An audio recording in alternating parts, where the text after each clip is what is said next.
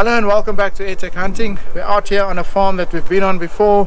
We're going to see if we can get some pigeons, starlings and some Egyptian geese down, because this farm has got a lot of Egyptian geese as well.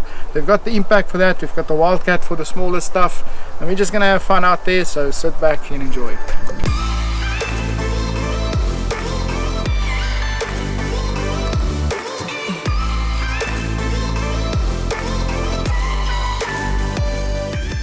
So this is the gun we're going to take out first, Wildcat BT. I'm going to shoot some 21 grain javelins with it.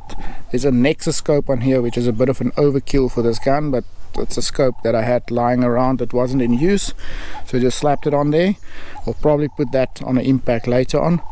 And yeah, we've got 3 magazines which we can fill up. We can easily get 3 magazines worth of shots out of one fill, so that should keep us busy for a while. So let's set her up. So this is one thing you should really do before you go hunting, is just verify your speed, just to make sure your gun is shooting at the correct velocity. So yeah, you can go on and take a shot. The FX Chrony is very handy in this situation because it's so compact. You just slap it on your barrel, connects to your smartphone. 900. And there you 74. Go. Speed verified. You can take another shot. 900. And there we 79. go. I'm happy with that. That's exactly where I want the gun to shoot, and that's what the ballistics on the turret are set up for. So confirmed, as easy as that. FX Chrony, it's not expensive either. It's a very inexpensive tool to have in your toolbox, and a very important tool to have as well. So we've got the gun ready, we've checked the speed, we've checked the zero, everything, so now it's time to head out. So we're just going to walk around again and see what we can find. Scout the trees, look on the roofs, things like that. And that's the fun about this whole hunting, is just spending time with your friends on the farm, out in nature, just enjoying the scenery, and shoot something every now and again. So that's what our goal is today. And this farmer wants starlings down, and he wants pigeons and doves down, so that is going to be our main target. And then later on we're going to take the impact maybe and see if we can get something with that as well, like something bigger, like a spur-wing geese or something like that, or maybe a guinea fowl. So that's the plan, and that's what we're going to do. We decided to walk down this little road that will take us by the sheds with the Wildcat on our side, which is, by the way, a very easy gun to carry, and it wasn't long before we spotted our first pigeon.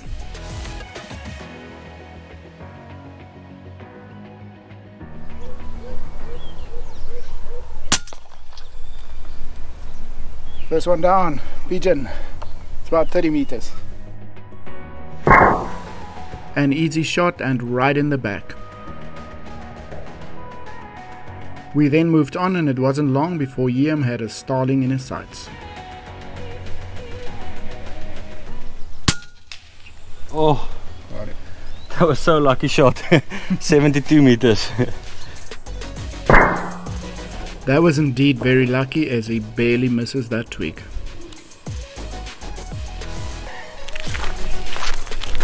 Liam spotted a pigeon.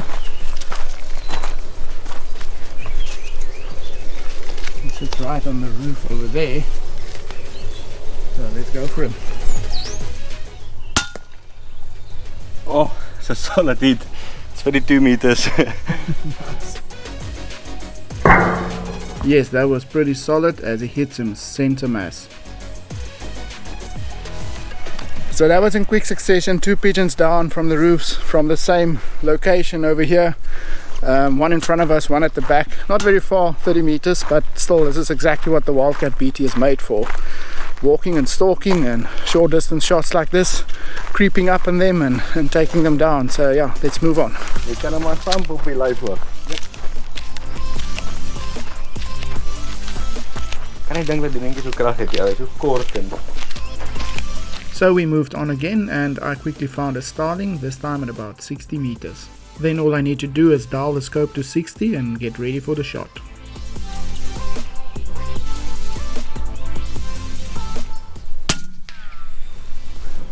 Down he goes, starling at about 60 meters. Awesome.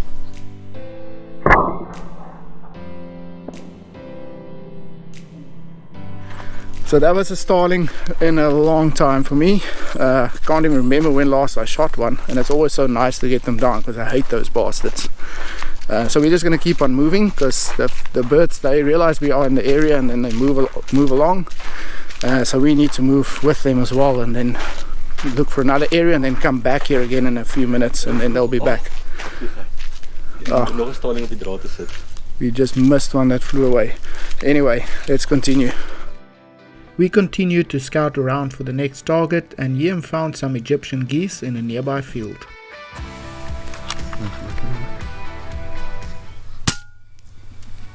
Oh.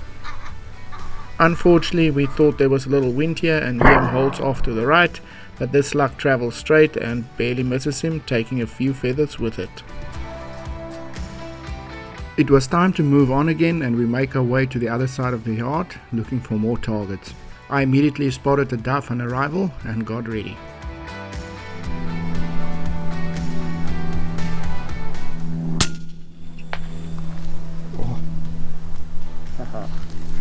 This gun, 135 meters, down he goes. Awesome. What a shot. I held for a little bit of wind here to the right. Unfortunately, I got it right, and this one makes impact. This just shows you how potent this little 21 grain slug still is at this distance.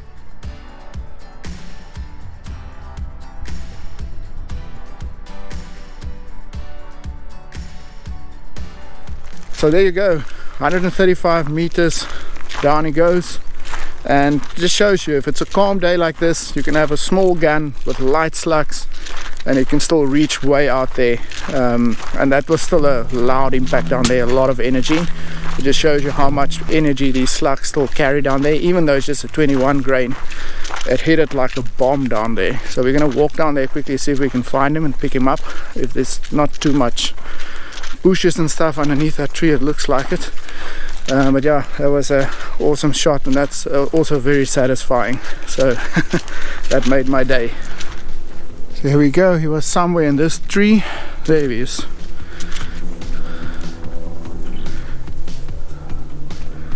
And yeah, perfect. What a shot. Nice.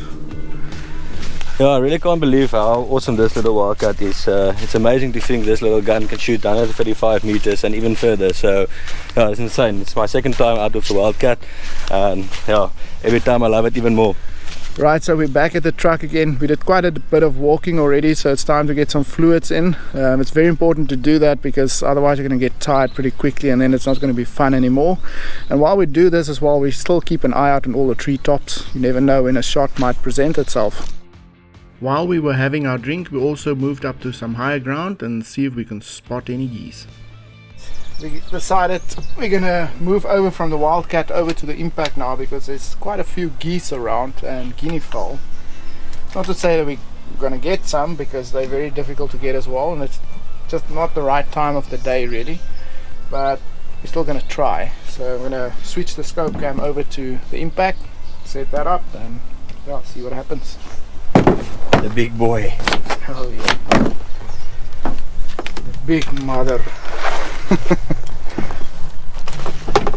So you got the GRS bipod that goes onto the TRS rail on this one. Bronze impact. And this boy is shooting 34 grain javelins at 1100 feet per second. Nice, fast, flat, powerful setup. The only downside is it is quite heavy. So it's not something you want to be carrying around, and it's quite big as well. But yeah, it's an absolute beast of a gun this. And we've got the Saber Tactical monopod as well at the back here for up and down movement. Nice Saber Tactical backstop. It also gives you a little bit of more reach, about 10 centimeters more reach on the gun, which with the Impact actually helps quite a bit. So yeah, this is a very powerful setup, so let's get going.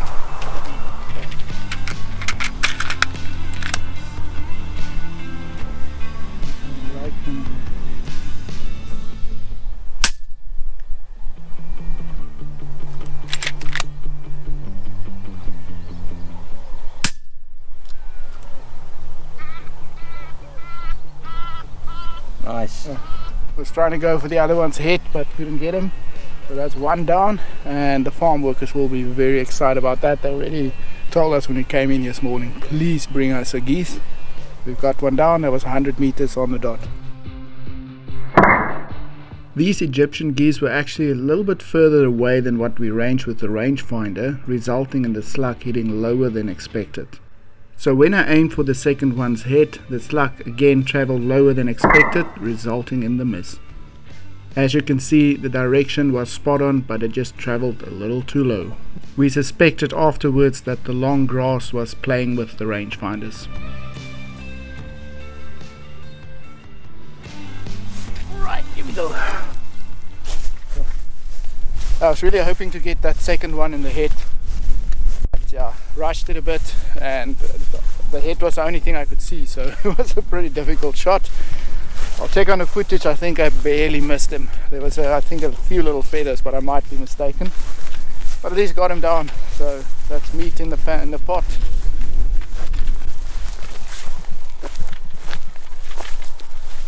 There we go. Beautiful Egyptian geese. Nice big boy. Will eat up nicely. Unfortunately, the farm workers have already claimed him, so we can't take him home. But that's fine. We'll get more, I think. We decided to go check on the dam to see if we can get one more.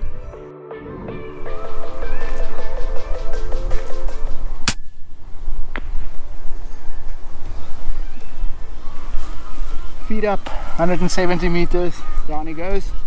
So we'll have to wait for the wind to bring him to the shore, but it wouldn't take too long. Quite a bit of wind on the dam here now, so right a little bit from 2 o'clock, so I held a little bit for the wind, but yeah, straight out. I got my wind call spot on here, and this slug traveled straight through his neck. This resulted in him going feet up, a result not often seen and very, very satisfying.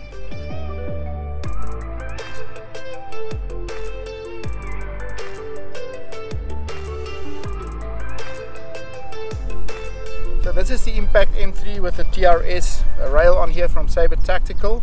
Now this rail comes with two options. You can either use it with a barrel support, which inserts over here, which I don't have on here at the moment, but that will support your barrel.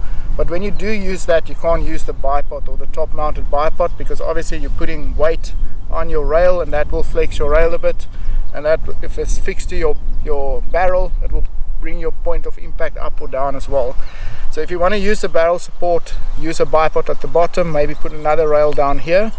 But I've got the carbon fiber tension system on here, so I don't need barrel support, so that's why I removed it, and that's why I can use the top mounted bipod and hang the gun underneath. It won't cause any point of impact shift, so just keep mindful of that. Decide what you want to do with the rail and then do that option, but you can't have barrel support plus the bipod on top here. You're going to have point of impact shifts. But yeah, this is a very nice long range setup, especially with the gun hanging underneath here. It brings the center of gravity of the whole system down, so the gun is way more stable than you trying to balance the gun on a bipod down here with all the weight on top. It's not that stable. It's just a way better setup for me as well. I really like it, especially with the tension system as well. This 800mm, this is a killer of a setup. I really dig it. As you can see, the wind is just horrendous at the moment. So what we're going to do now is just set up a spinner in the shade behind all these trees back here, which is guarded from the wind, and we're just going to have some fun at about 100 or 120 meters shooting spinners. Because we still got time left, and why not? Shooting is fun, so yeah, let's go do that. We've set up a spinner target on this road here at the back at about 101 meters, and then we're going to see if we can set it. It's also a resettable one, so you shoot 4 shots and then you reset it with the 5th shot. And we've got a table and a chair, so yeah, it's going to have some fun, enjoy, have some drinks and just relax a bit. Okay, so I'm going to go first. We're going to clear the targets from left to right and then reset it at the top. There's a little bit of wind, but the tree should block most of it, so I'm just going to hold dead on. This is, by the way, a 34 grain at 1,100 feet per second. And it's only 100 meters, so it should just travel straight. So let's go.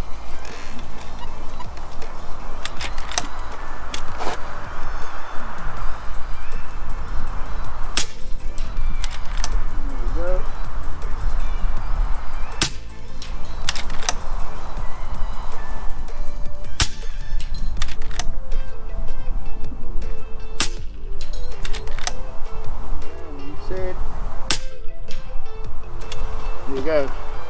This gun is super accurate, so cool.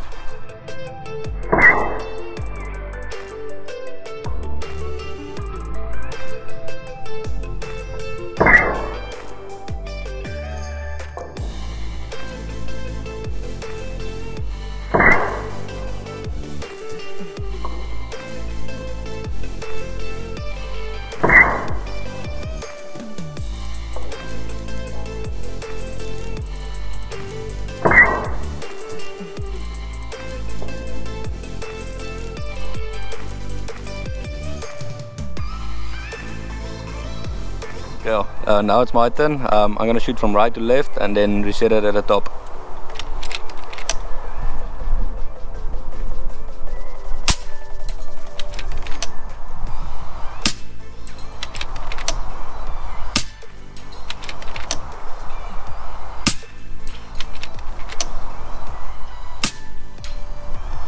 Yeah, this is quite easy with this gun. I'm still an amateur, and yeah, this gun makes it real easy.